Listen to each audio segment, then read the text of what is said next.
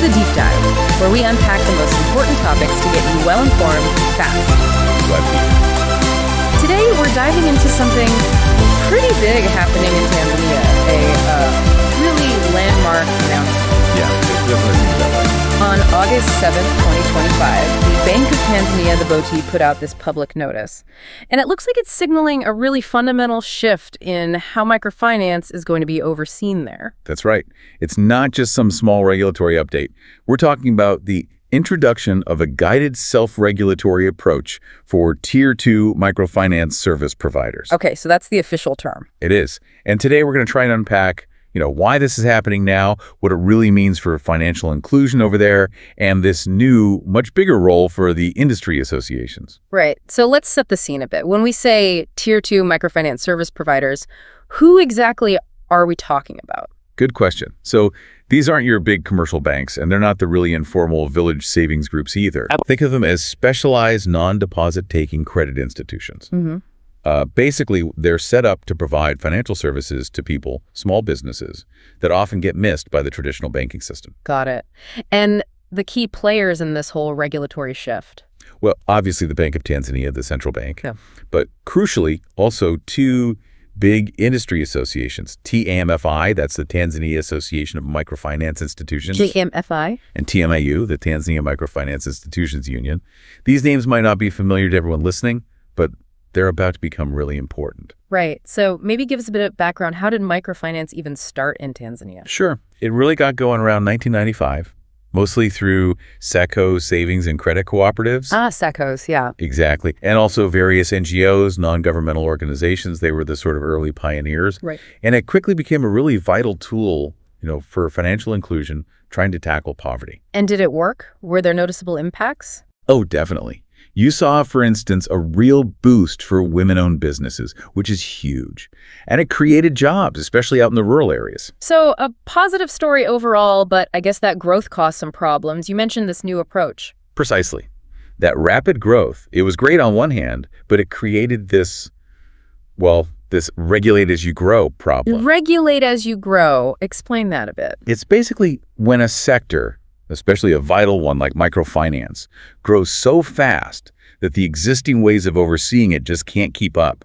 The success itself starts to threaten stability. Because the old rules weren't built for that scale. Exactly. Imagine, a central bank set up to monitor a few large banks, suddenly trying to keep tabs on thousands of small, really diverse microfinance providers scattered all over the country. Yeah, I can see how that would be a challenge. It forced them to think differently about governance. And the numbers really show that explosion, don't they? They really do.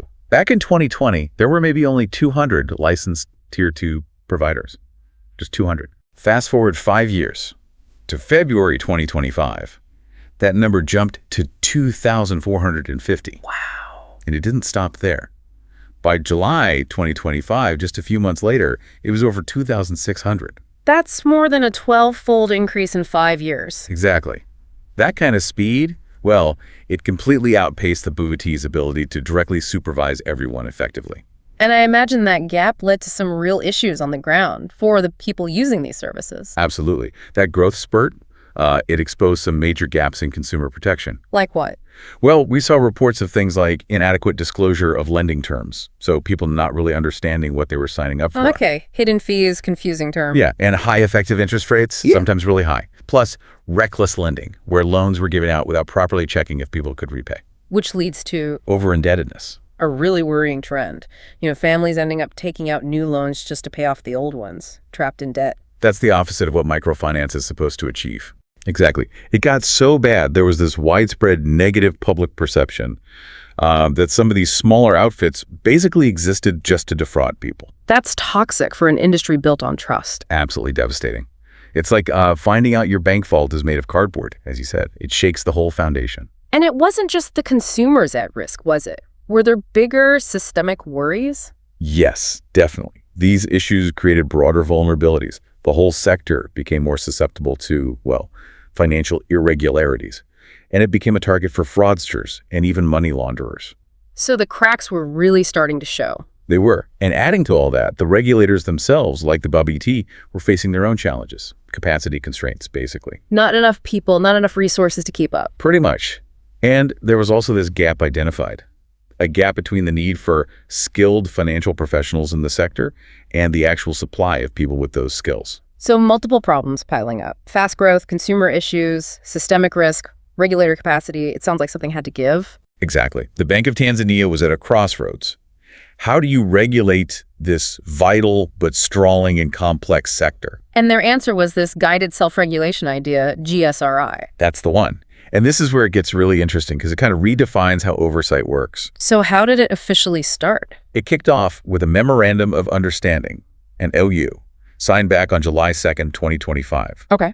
Then following that, on August 7th, TAMFI and TAMIU, those two associations we mentioned were formally appointed as Guided Self-Regulatory Institutions, or GSRIs. And what's their job now as GSRIs? Their main task is to, and I'm quoting here, promote and enforce sound market conduct, dispute resolution, and best practices among all their members. Okay, so setting standards, handling complaints. Right. Things like putting in place credible self-regulatory mechanisms, giving guidance on market conduct, risk management, customer protection. And the BOTI governor also specifically told them to help their members adopt modern technology. Interesting. So what about the BOTI? Is the central bank just stepping back completely? No, not at all. They're still very much involved. They're the ones issuing the licenses in the first place. Right. And they oversee the whole implementation of this new system. Plus, they actively support the GSRIs, TAMFFI, and TAMIU to make sure everyone complies with the agreed terms. It's more like a strategic delegation, not abdication. Okay, a partnership model almost. You could say that, but here's the real kicker. The part that makes this a game changer. Go on. All Tier 2 microfinance institutions, every single one, is now required to join either TAMFIU or TAMIU. Required. Yes, and they have 6 months to do it, starting from August 7th, 2025. And if they don't join? Their operating license gets revoked, pulled, end of story. Wow, okay, that is a big deal. It basically turns these associations into, well, quasi-regulators. Exactly. It really blurs the lines between traditional self-regulation, which is usually voluntary, and actual delegated state authority. It forces compliance through membership, a major shift in power. That's a huge responsibility for TAMFI and TMU. Does TAMFI, for instance, have the background for this? Well, TMFI does have a solid history. It was registered way back in 2001. It's a nonprofit, an umbrella group for over 160 member institutions already. Okay, so they have experience. Yes, and they reach about 1.2 million micro-entrepreneurs through those members. They've also been involved in policy discussions for years, advocating for a better regulatory environment, even helping review the old 2000 national microfinance policy. So they know the landscape. Definitely. And importantly, they already developed a pretty comprehensive code of conduct for responsible microfinance. What does that cover? Key things like disclosure, proper lending practices, ethical collections, transparency, general ethics. So they've already done groundwork in setting standards. That makes sense. Plus, they partnered with the UNCDF, that's the UN Capital Development Fund, back in 2023, specifically to work on digitalization. That foresight fits perfectly with the BIDAT's push for modern tech. Okay, so let's try and break this down for you, the listener. Why this approach? Why guided self-regulation? Well, think about it from the central bank's perspective. It's actually a pretty smart, almost modern governance approach. It's like the BIT is acknowledging its own limitations. How so? A central bank just can't be everywhere, right? Especially not effectively supervising thousands of small, dispersed microfinance providers. It's not what they're primarily built for. So they leverage the industry associations instead. Exactly. It's smart delegation. It puts the eyes and ears, the day-to-day oversight, closer to the ground where it's needed most. It taps into existing networks and knowledge. It's also about focusing on the right risks, isn't it? Precisely. For these Tier 2 MFIs, the biggest risks are often less about, say, causing a systemic financial crash, and more about consumer protection, ethical behavior, fair lending. Things that peers may be a better place to monitor. Often, yes. Peer-based oversight, industry-specific guidelines, they can be much more agile and, frankly, effective at dealing with those kinds of soft regulatory issues than a rigid top-down central bank approach. Okay, so that's the why. What about the so what? What are the expected benefits for clients, for the people actually using microfinance? Well, the first big hope is enhanced financial inclusion. The idea is that this more structured, localized oversight will strengthen the whole microfinance delivery system. Making it more reliable, reaching more people. Exactly, especially reaching those underserved, low-income individuals and micro-entrepreneurs, which in turn should hopefully boost job creation and get more capital flowing to small businesses. And what about those trust issues we talked about, the negative perception? That's a huge focus. Improved consumer protection and building trust is vital. This whole framework is designed specifically to protect consumers and tackle that perception of dodgy loans head on. How? By enforcing sound market conduct, making sure there are proper ways to resolve disputes. It's about creating a healthier, more credible environment for everyone involved. Makes sense. Any other benefits expected? Yeah, increased efficiency and digitalization look likely too. Because the associations are pushing tech. Right. Empowering TAMFI and MFU to streamline how the market behaves. Plus, that specific directive to adopt modern tech that should make things smoother for the MFIs themselves. Better service, better information management, hopefully simpler for clients too. And you mentioned local expertise earlier. Yes, that's key. These associations, they know the grassroots level. They understand the local context, the specific challenges their members face. Which means a regulation can be more relevant. Exactly. More relevant, more effective peer regulation. And it takes a significant burden off the body T's shoulders, freeing them up to focus on the bigger picture, the systemic stuff. It's potentially a real win-win for resource allocation. Okay, it sounds promising on paper. But, big changes like this always come with potential challenges, right? What are the hurdles here? Absolutely. It's important to be realistic. The first major one is just capacity. Can TMFI and TMAU actually handle this? You mean supervising thousands of members? Yeah, a massive step up. Yeah. They'll need significantly more technical expertise, more staff, robust internal systems, and crucially, adequate funding to manage thousands of institutions effectively. That's a huge operational lift. That makes sense. What else?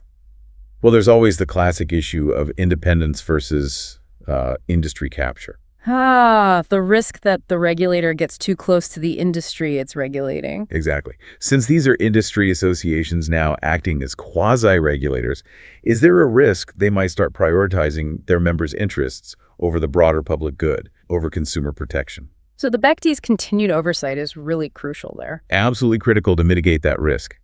Another challenge is just consistency. How do you ensure standards are applied uniformly across such a diverse group of MFIs spread all over the country? Yeah, enforcing rules consistently across thousands of small, varied players must be tough. Very tough. And then there's the cost of compliance. For the microfinance institutions themselves. Yes. These new, stricter standards, while needed, might impose real financial burdens, especially on the smaller MFIs. The very ones that might be serving the poorest or most remote clients? Potentially. There's a risk that if the costs get too high, some smaller, perfectly legitimate MFIs might struggle to survive, or they might have to pass those costs on to clients through higher interest rates. Which could undermine the goal of inclusion. It's a tricky balance. It really is. And finally, we can't just ignore history.